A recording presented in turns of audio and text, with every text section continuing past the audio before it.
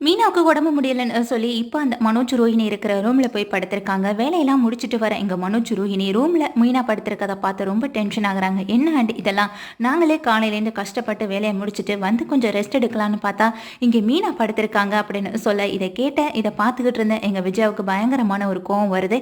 இதனால மீனாவை கையை பிடிச்சு இழுத்து வெளியில வந்து தள்ள, இதை மெடிக்கல் ஷாப்புக்கு போயிட்டு வர முத்துவும் பார்த்துறாங்க. ஆமா, நீங்க எதுக்கு தேவையில்லாம மீனா கையை பிடிச்சு இழுத்துட்டு வரீங்க? அவளுக்கே உடம்பு முடியலன்னு தானே படுத்திருக்கா. உங்களுக்கு கொஞ்சம் கூட மனசாட்சி இல்லை? காலையிலேருந்து உங்க எல்லாருக்காகவும் சமைக்கணும். ஆனா அவளுக்கு உடம்பு முடியலன்னா கொஞ்சம் நேரம் கூட போய் அந்த ரூம்ல படுக்க கூடாதா? அது என்ன உனக்குன்னே எழுதி வச்சிருக்காடா மனோஜ்னு சொல்லி இங்க மனோஜ பேசுறாங்க. அதுக்கு ரோஹிணி சொல்றாங்க, நாங்க காலையிலேருந்து கஷ்டப்பட்டு வேலை பார்த்துட்டு இப்பதான் வரோம், கொஞ்ச நேரம் ரெஸ்ட் எடுக்கலாம்னு பார்த்தா அதுக்கு கூட எங்களுக்கு உரிமை இல்லையான்னு சொல்ல, இப்போ இந்த ஒரு வாரத்துக்கு இந்த ரூம் எங்க பேர்ல தானே இருக்கு, அப்போ நாங்க தானே இந்த ரூம்ல படுக்கணும், அப்போ எங்களுக்கு எல்லா உரிமை இருக்குல்ல, நீங்க வெளியில தானே படுக்கணும். நியாயமா பார்த்தா இன்னும் ஒரு வாரம் முடியலையே, அப்புறம் எப்படி ரூம்க்கு நீங்க உரிமை கொண்டாட வந்தீங்கன்னு சொல்லி இங்க முத்துவும் கேட்க, அதுக்கு விஜயா வந்து இங்க முத்துவையும் மீனாவையும் தான் திட்டுறாங்க. ரூம் கிடைச்சிருச்சுன்னு ரொம்ப சந்தோஷத்துல ஆடாதீங்க, இன்னும் ஒரு வாரம் தானே, அதுக்கப்புறம் நீங்க வெளியில தானே படுக்கணும்னு சொல்ல, பாட்டி சொல்லிட்டு போனது உங்களுக்கும் ஞாபகம் இருக்குன்னு நினைக்கிறேன், இந்த ஒரு வாரமும் நாங்க இங்கே தான் படுப்போம்னு முத்து சொல்ல, இதனால விஜயா செம்ம டென்ஷன் ஆகுறாங்க. இங்க முத்து மனோஜை பிடிச்சு தள்ளிவிட்டு ஒழுங்கு மரியாதை வெளியில போ அப்படின்னு சொல்லிட்டு இங்க மீனாவுக்கு டேப்லெட்லாம் கொடுத்துட்டு, நீங்கே படு மீனா, யார் என்ன சொன்னாலும் இந்த ரூம் விட்டு நம்ம ரெண்டு பேரும் வெளியில போகக்கூடாது, இன்னும் ஒரு வாரம் முடியலன்னு சொல்றாங்க. இங்க மீனாவும் உள்ள போய் படுத்துறாங்க. காலையில எப்ப விடியும், எப்போ மீனா வெளியில வருவான்னு இங்க காத்துக்கிட்டு இருக்காங்க.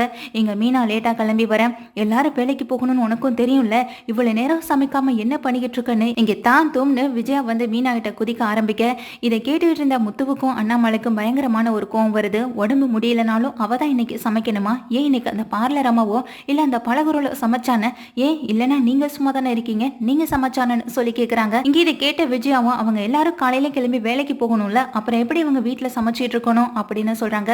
நாங்களும் ஒன்றும் சும்மா இல்லை, மீனாவும் கடைக்கெல்லாம் போக வேண்டியது இருக்கு, அவ இனிமே யாருக்காகவும் இந்த வீட்டில் சமைக்க மாட்டா அப்படின்னு சொல்றாங்க. சமைக்கணும்னா எங்க அப்பாவுக்காகவும் எனக்காகவும் மட்டும்தான் மீனா சமைப்பா, அவங்க அவங்களுக்கு தேவையானதை இனிமே அவங்களே சமைச்சுக்கட்டும் அப்படின்னு இங்க முத்து சொல்ல, இதை கேட்ட விஜயாவுக்கு ரொம்பவே ஷாக் ஆகுது. மீனாட்டையும் கூப்பிட்டு சொல்றாங்க, மீனா இனிமே நீ யாருக்கும் சமைக்க கூடாதுன்னு சொல்ல, என்னங்க அப்படிங்கிறாங்க.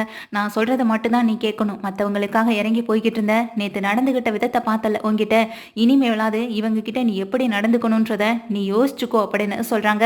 இதை கேட்டு எங்க விஜயா பயங்கர அதிர்ச்சியாக, உடனே விஜயாவும் எங்க முத்துக்கிட்ட சொல்றாங்க, அப்படி இந்த வீட்டுல தனித்தனியா சமைக்கணும்னா நீங்க எல்லாம் எதுக்கு இந்த வீட்டுல இருக்கணும், முதல்ல நீங்க ரெண்டு பேரும் இந்த வீட்டை விட்டு கிளம்புங்க, அப்பதானே இந்த வீட்டுல பிரச்சனை இருக்காதுன்னு திரும்பவும் சொல்ல, இந்த வீடு அப்பா பேர்ல இருக்கு, உங்க பேர்ல மட்டும் இல்ல, அப்பாவோட சொத்து பிள்ளைங்களுக்கும் உண்டுல்ல, ஏற்கனவே இந்த மனோஜ் அப்பாவோட 27 லட்சம் பணத்தை எடுத்துட்டு ஓடுனா, இன்னமும் அந்த பணம் கொண்டு வந்து சேரல, உங்க மேல சத்தியம் பண்ணனா, இன்னமும் அந்த சத்தியத்தை நிறைவேற்றின பாடம் இல்ல, இதுல இந்த வீட்டை விட்டு நாங்க போகணுமா என்ன, இருக்கிற பணத்தையும் கொடுத்துட்டு இருக்கிற வீட்டையும் விட்டுட்டு வெளியில போகணுன்ற அவசியம் எங்களுக்கு இல்ல, ஒருவேளை உங்களுக்கு எங்க கூட இருக்க பிடிக்கலன்னா நீங்க முதல்ல இந்த வீட்டை விட்டு வெளியில போங்க, நீங்க மனோஜ் அப்புறம் இந்த பார்லர் அம்மா 3 பேரும் போங்க, நாங்க இந்த வீட்டுல இருந்துக்கிறோம் அப்படின்னு சொல்ல, இது விஜயாவுக்கு இன்னும் அதிர்ச்சி ஆகுது. இந்த வீட்டை விட்டு நீங்க நினைச்சாலும் நாங்க வெளியில போக கூட மாட்டோம், இங்கதான் நாங்க இருப்போம், ஏன்னா இதுல எங்களுக்கும் பங்கு இருக்கு அப்படின்னு இங்க முத்து சொல்றதை கேட்ட விஜயாவுக்கு பயங்கரமான ஒரு அதிர்ச்சியில நின்று கேட்டுட்டே இருக்காங்க.